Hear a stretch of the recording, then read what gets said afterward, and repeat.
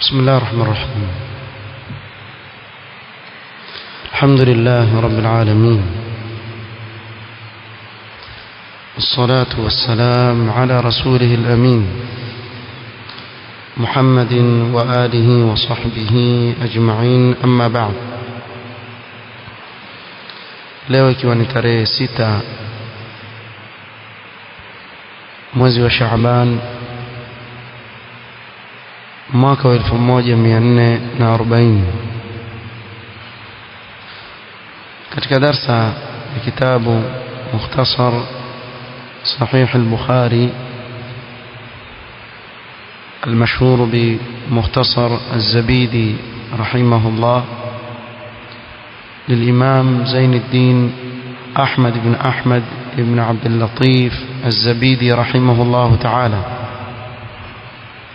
tuendelea kusoma kitabu الصوم. قال رحمه الله تعالى عن البراء رضي الله عنه قال: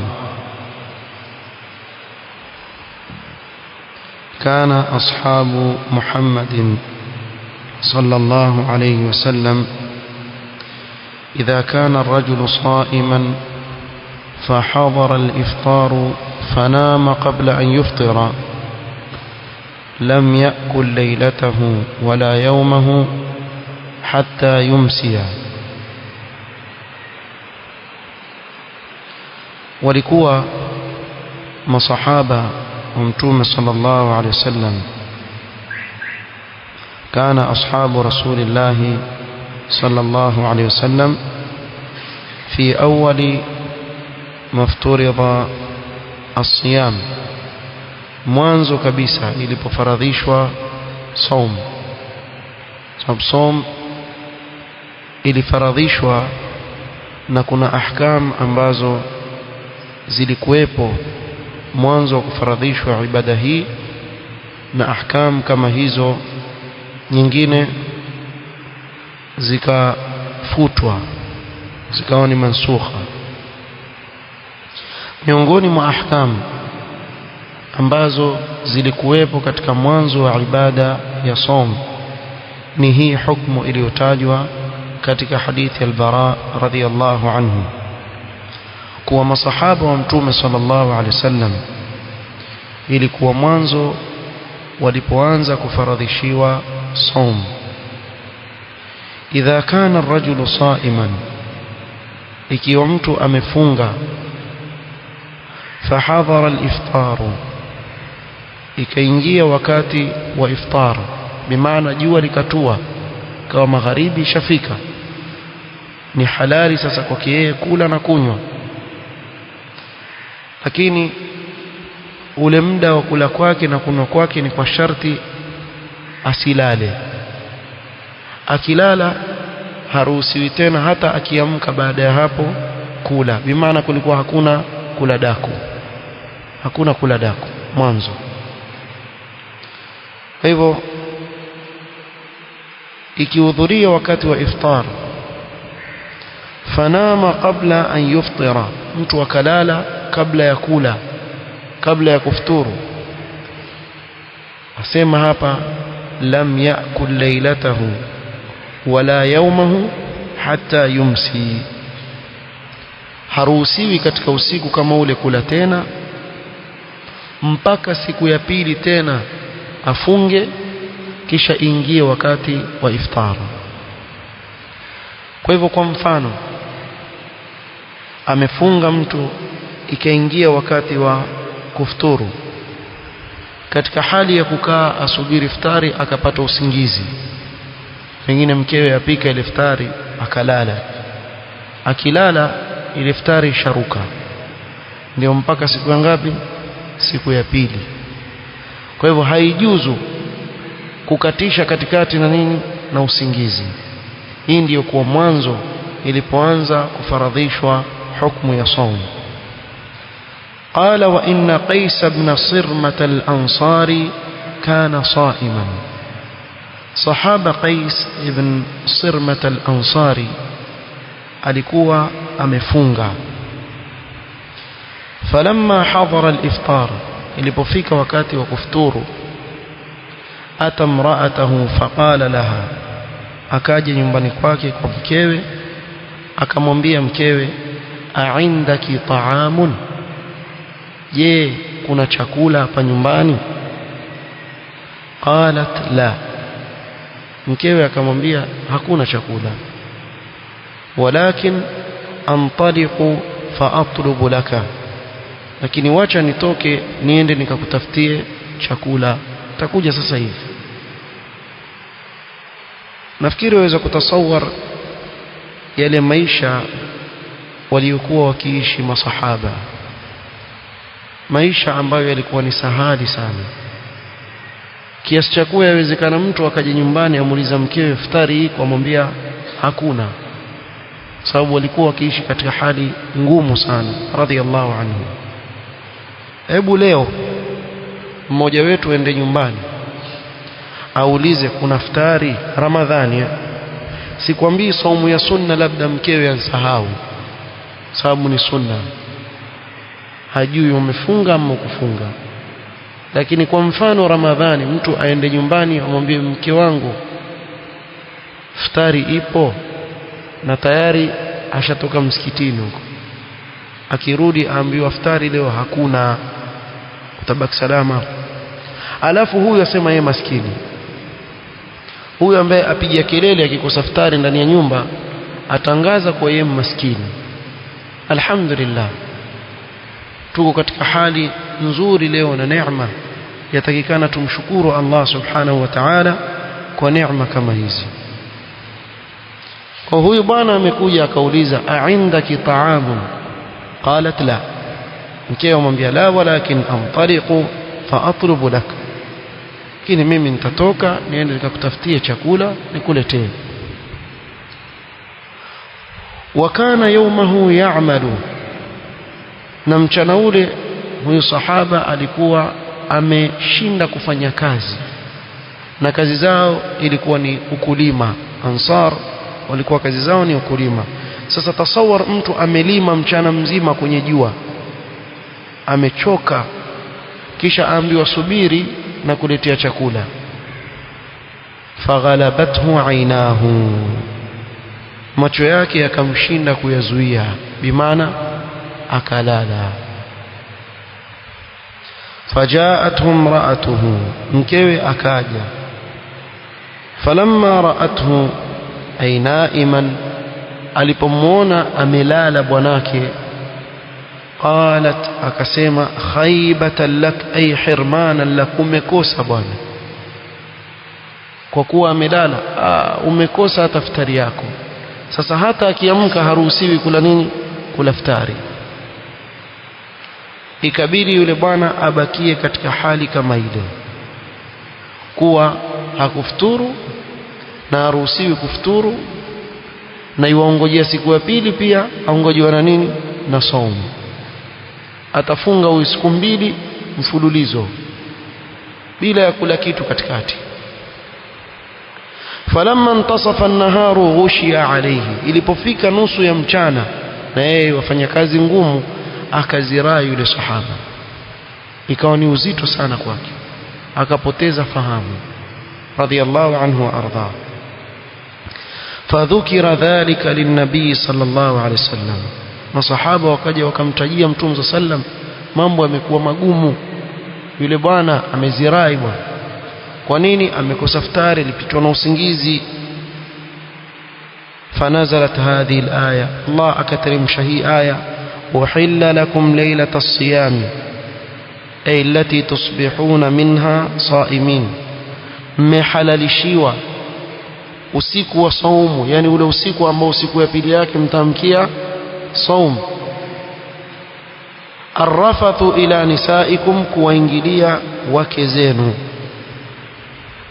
Masahaba waliposikia maneno haya ya Allah subhanahu wa ta'ala aliyoteremshwa, ambao ni takhfif kwa wao, fafarihu biha farahan shadidan, wakafurahi masahaba radhiyallahu anhum sana ilipoteremka hii aya, kwa sababu ilikuwa kwa wao ni takhfif. Kisha ikashuka aya, wanazalat wakulu washrabu ay jamii al-layl, na kuleni na kunyweni usiku mzima, mna ruhusa kuleni usiku mzima wakati wote wa usiku. Wala hii haimaanishi ukae usiku mzima wala tu mpaka ifike alfajiri. Wakati wowote katika ule usiku waweza kula. Wakulu washrabu, kuleni na kunyweni usiku mzima, mna ruhusa. Hatta yatabayyana lakum alkhayt alabyad ay bayad as-subh, muendelee hivyo kuleni na kunyweni mpaka uwabainikieni nyinyi weupe wa alfajiri, yani alfajr as-sadiq. min alkhayt alaswadi ay min sawadi al-layli, ule weupe wa alfajiri katikati au katika weusi wa usiku unapobainika ule weupe, basi pale ndio mwisho kwenu nyinyi kula na kunwa. Kwa hivyo iliposhuka hii aya ikawa ni furaha kubwa kwa masahaba wa Mtume sallallahu alayhi wasallam. Na hii hadithi yatuonyesha ile ruhusa iliyopewa ya mtu kufuturu mpaka mwisho wake, bimaana mpaka mwisho wa ule wakati ambao aruhusiwa Muislamu kula katika usiku wake, nao ni pale inapopambauka alfajr as-sadiq. Na alfajr as-sadiq ni ule weupe unaotanda katika giza la usiku. hatta yatabayyana lakum alkhayt alabyad min alkhayt alaswad min alfajr. Na hapa kuna kisa tarifa cha mmoja katika masahaba katika hii aya, na hiyo ndio hadithi inayofuata. an Adi ibn Hatim radiyallahu anhu qala, Adi ibn Hatim radiyallahu anhu asema, لما نزلت iliposhuka hii aya hatta yatabayyana lakum alkhayt alabyad min alkhayt alaswad min alfajr, qala عمدت إلى عقال أسود وإلى عقال أبيض فجعلتهما تحت وسادتي. huyu sahaba asema iliposhuka hii aya mimi nikaenda nikatafuta kamba nyeupe na kamba nyeusi nikazitia chini ya mto wangu, yani bimaana nikalala huku zile kamba ziko chini ya mto wangu.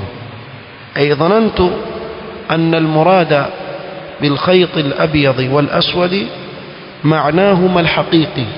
mimi ndidhania kuwa uzi mweupe na uzi mweusi au kamba nyeupe na kamba nyeusi ni maana yake kama ilivyo vile, yani bimaana ni ile kamba yenyewe iwe nyeupe na kamba yenyewe iwe nyeusi.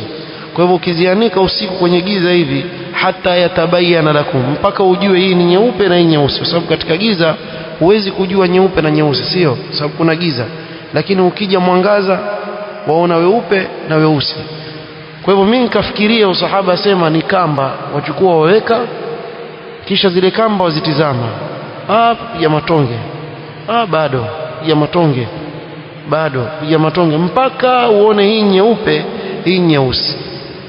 Nikishaona nyeupe na nyeusi, basi nitasimama kutokamana nini na kula. Sema amefikiria haya ndo makusudio, wa anna almaqsuda bihima hablani, akafikiria kuwa kinachokusudiwa hapa ni kamba mbili, ahaduhuma abyad wa thani aswad, moja nyeupe na moja nyeusi. وفهمت من الآية أن المسلم لا يزال مفطرا يأكل ويشرب حتى يتجلى النهار. nikaelewa kuwa muislamu ana ruhusa ya kuendelea kula na kunywa mpaka mchana kweupe.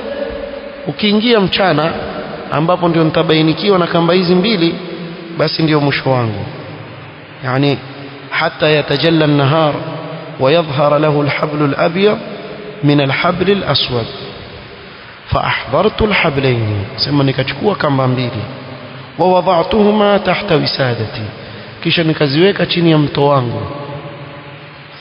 Kwa nini amefanya hivyo? Sema li ataarafa minhuma ala awwal waqti as-siyam, ili nijue wakati wa mwanzo wa funga waanza wakati gani.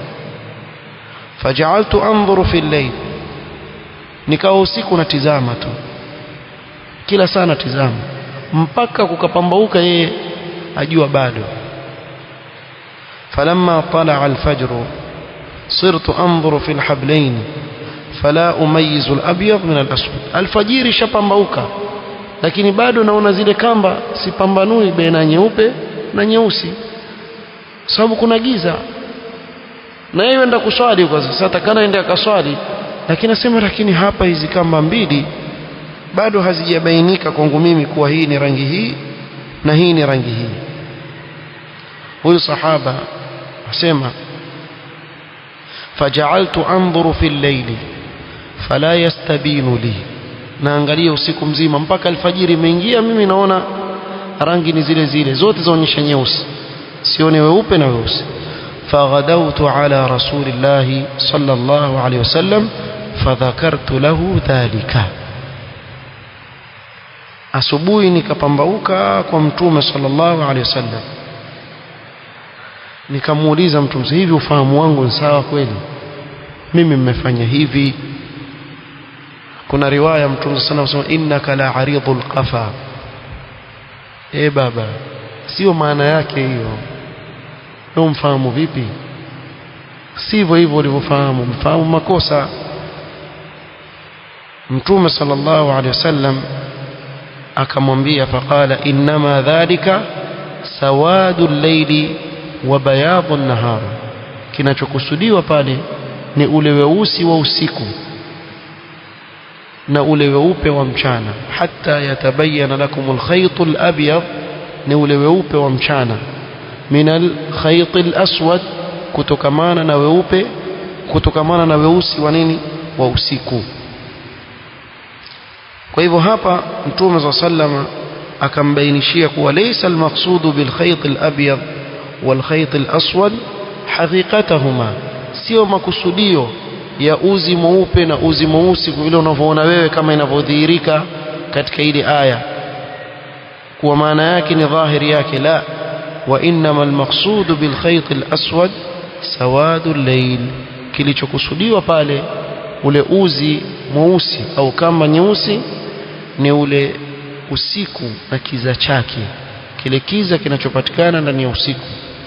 Wa bilkhayt alabyad bayadun nahar, na kamba nyeupe au uzi mweupe kilichokusudiwa pale ni weupe wa mchana, ile nuru inayopatikana katika mchana, dhiya inayopatikana katika mchana ndio inayokusudiwa, ndio inayokusudiwa. Kwa hivyo hii hadithi pia yatuwekea wazi zaidi ufahamu wa hii aya, ufahamu wa hii aya kama alivyoeleza Mtume sallallahu alayhi wasallam. قال رحمه الله عن زيد بن ثابت رضي الله عنه قال تسحرنا مع النبي صلى الله عليه وسلم ثم قام إلى الصلاة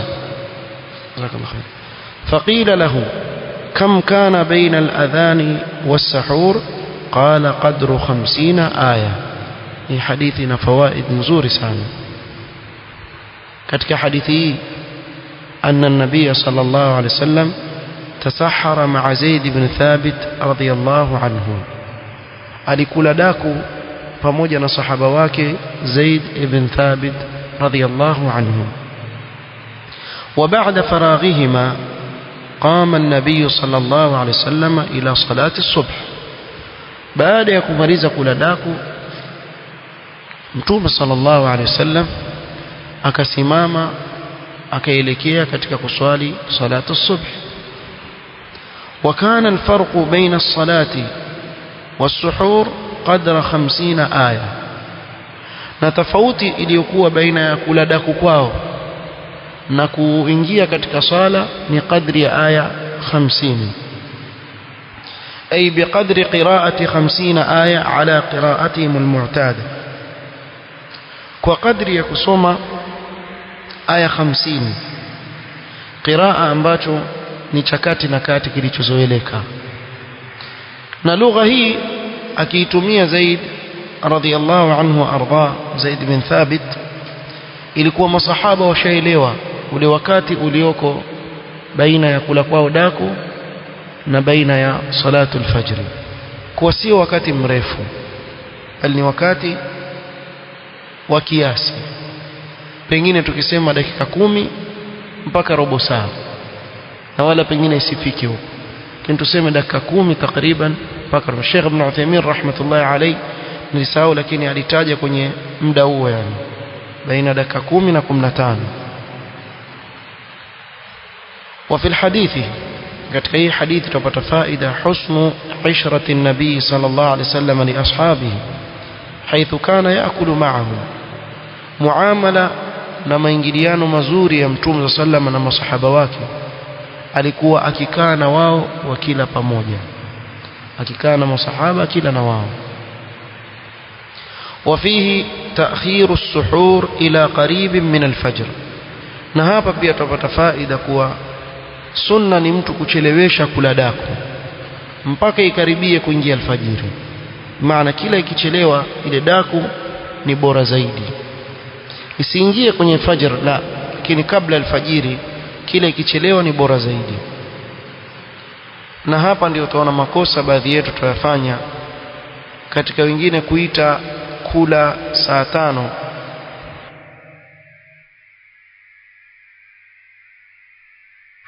saa 5 usiku baada ya tarawih, jamaa wenda nyumbani yuwala kweli kweli, sema mimi nala daku. Ile si daku, ile ni asha, ile wala ni asha. Ikiwa nataka kula daku, basi sahur ni wakati wa sahar, yani kabla ya kuingia kwa alfajiri ule daku, sababu kila wakati ule kisha ukilala mara nyingi ya kufanya uwe na uzito katika mwili wako, na kuna uwezekano salatu alfajr usiweze kuiswali kwa jamaa, na hili ni jambo mujarrab. Lakini tizama ule wakati una baraka, ule wakati kama tutakavyoona katika hadithi itakayofuata insha Allah, kwa ule wakati kuna baraka ndani yake, na ndio maana Mtume sallam akaimiza kula chakula cha daku. وفيه الاجتماع على السحور, na hapa pia tupata faida kuwa yawezekana watu kukusanyika pamoja kula daku. Mtume sallam alikuwa kusanyika na nani? Na masahaba wake wakila daku pamoja. Kwa hivyo yajuzu kwa watu kukusanyika pamoja kula daku pamoja. وفيه إشارة إلى أن أوقاتهم كانت مستغرقة بالعبادة, na hapa pia tupata faida ni kama tuishiriwa kuwa nyakati zao zote Mtume sallam na masahaba wake zilikuwa katika nini? Katika ibada. Nyakati zao zote zilikuwa ni katika ibada. Watoka kula daku waingia kwenye sala, toka kwenye sala kuna nyingine na usubiri. Hata kazi zao za kidunia wanazozifanya kwa wao ni ibada, sababu ya nia zao nzuri, kwa sababu kutafuta riziki ya halali ni ibada, ni jambo ambalo Muislamu atakikana alifanye, atafute riziki yake ya halali. Wala mtu asikwambie kuwa uko hapa wewe tutoke, wacha kuipenda dunia sana. Maadamu uko katika kazi yako ya halali, uko kwenye ibada, na Allah akulipa ajra kwa wewe kutafuta halali, kama vile aandikiwa dhambi yule anayefanya kazi ambayo ni nini? Ni haramu, na wewe uandikiwa ajra, kama alivyopita yule kijana mbele ya masahaba wakiwa na Mtume sallam. Masahaba wakawa wamefurahishwa na zile nguvu alizokuwa nazo yule kijana, wakasema lau kana hadha fi sabilillah, hizi nguvu zake angezitumia katika njia ya Allah, yani katika jihad fi sabilillah. Mtume sallam akawasahihisha ufahamu wao, akawaambia ikiwa ametoka huyu kwa ajili ya wazazi wake nyumbani wamsubiri, mkewe na watoto, fahuwa fi sabilillah, huyu yuko katika jihad fi sabilillah. Bimaana ajiri yake aisabika kama yuko katika jihad fi sabilillah, kwa kutafuta kwake riziki, yuko katika jihad fi sabilillah. Kwa hivyo nyakati nyingi, au tuweza kusema nyakati zote za Muislamu atakikana azitumie katika ibada, kutoka moja kwenda katika nyingine. Na hii itakuwa ikiwa mtu atatengeneza nia yake katika kila anachokifanya, aweza kukigeuza kikawa ni ibada kwa nia. فيه تقدير الوقت بقدر قراءة الآيات وأعمال الأبدان.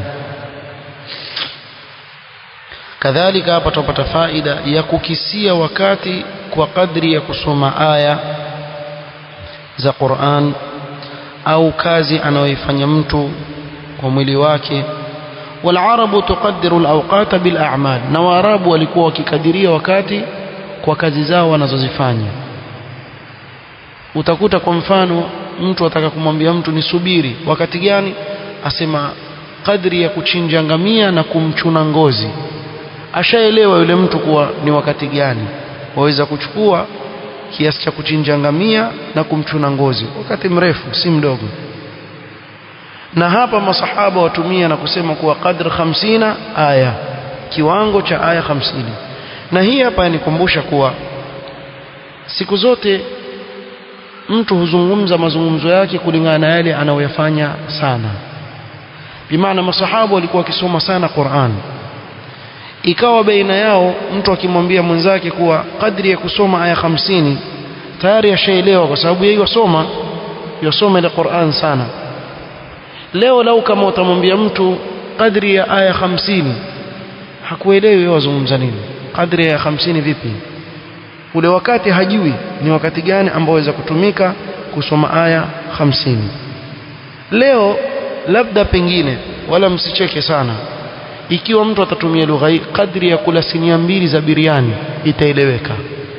Ukimwambia mtu angalia, tulikaa pale muda wa kula sinia 2 za pilau ama biriani, ashapiga nikipiga tonge hivi, nikipiga tonge, yani kazi yetu kula tu, ndio lugha zetu zatumika hivyo.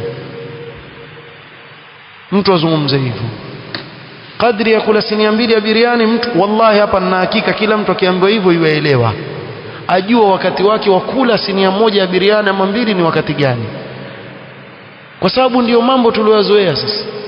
Lakini angalia masahaba ile lugha wanaoitumia, qadr 50 aya, kwa sababu ndio wanaoishi nayo Qur'an, wakawa waelewana.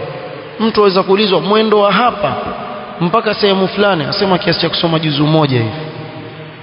Ukimwambia mtu anayesoma Qur'an juzu 1 ashaelewa ni dakika 20-25 kutembea. Lakini kama si mtu wa kusoma Qur'an, usimwambie hivyo, mwambie kiasi cha kuandaliwa karamu hivi. Ikiwa ile holi imejaa mpaka sinia biriani kufika kwako pale mwisho dakika ngapi, unajua nusu saa itafika, ataelewa. Wallahu almusta'an. Hii ndio hali iliyobadilika, nasallallahu alafiyata wassalam. قال رحمه الله عن أنس بن مالك رضي الله عنه قال قال النبي صلى الله عليه وسلم تسحروا فإن في السحور بركة. هذا الحديث يوضح أهمية السحور للصائم في رمضان، وأن هذه الأكلة فيها بركة للصائم. هي حديث يتوكي وازي umuhimu wa kula daku kwa yule aliyefunga katika mwezi wa Ramadhani, na kuwa chakula hiki ni baraka kwa yule mwenye kufunga. وفيه يحث النبي صلى الله عليه وسلم على التسحر قبل الفجر للصائم ويأمر به فيقول تسحروا. katika hadithi Mtume صلى الله عليه وسلم amrisha kabla ya alfajiri kwa yule mwenye kufunga awe atakula daku kwa kumwambia tasaharu, ay tanawalu sahur, kuleni chakula cha daku. Wa huwa at-ta'amu alladhi yukalu fi waqti as-sahar, ni kile chakula kinacholiwa katika wakati wa as-sahar. Na as-sahar ni ule wakati wa qubail al-fajr, wa huwa qubail tulu' al-fajr as-sadiq, kabla ya kupambauka الفجر الصادق ule wakati. وفي هذا إرشاد إلى أهمية أكلة السحور على الصائم. na hapa Mtume sallallahu alaihi wasallam atuongoza katika umuhimu wa kula chakula cha daku kwa yule anayefunga. fa inna fi sahuri baraka, katika kula daku ndani yake kuna baraka, ay barakatul istiqwa ala siyam an-nahar, kuna baraka ya kupata nguvu ya mtu kuweza kufunga mchana. Hawi sawa kwa kweli yule ambaye amekula daku na yule ambaye hakula daku. Na ndio utaona wazee wetu wakati mwingine wakifanyiana mzaha, akimwona mwenzake amekasirika mchana wa Ramadhani, vipi mkeo akukupikia daku nini? Wazee wa zamani sema mkeo akukupikia daku nini? Maanake huwa kama mtu hajala kutoka jana usiku, kisha ifikia alasiri siku ya pili, usimguse huyo. Badala ya yeye saumu kumfanyia awe na adabu, aweza kuwa na tabia mbaya, waliyadhu billah, ukamwona hasira zake za haraka haraka. Na ndio kaona nchi nyingine katika nchi zetu kule za Khalij kule, huwa ikifika Ramadhani watu huteta sana barabarani, watu huteta sana. Mtu akimkosea mtu kidogo tu yatoka, wewe nini baba? Ni ile ndaa, pengine hakula daku. Kula daku kwa mpa mtu nguvu. Watu wengine waweza kusema kwa nini bwana yuala sana, watu wengine wasitumie yuala sana bwana daku yule, mpaka mchana hata ajisikii kama mfunga. Wewe wahasidiwa nini? Si wewe pia ule mwenzako amekula, amepata nguvu ya mchana mzima kuweza kufunga, wewe umuone wahasidi. Mwache yale. Amepewa au ameamrishwa kisheria amri istihbab kuwa ale chakula cha daku, kula ili upate nguvu. Kuna baraka ya kupata nguvu katika ibada. Kadhalika kuna mazid al-ajr fi al-akhirah, kuna ajri kubwa ataipata nyingi kesho akhira kwa kumtii nani? Mtume sallallahu alaihi wasallam.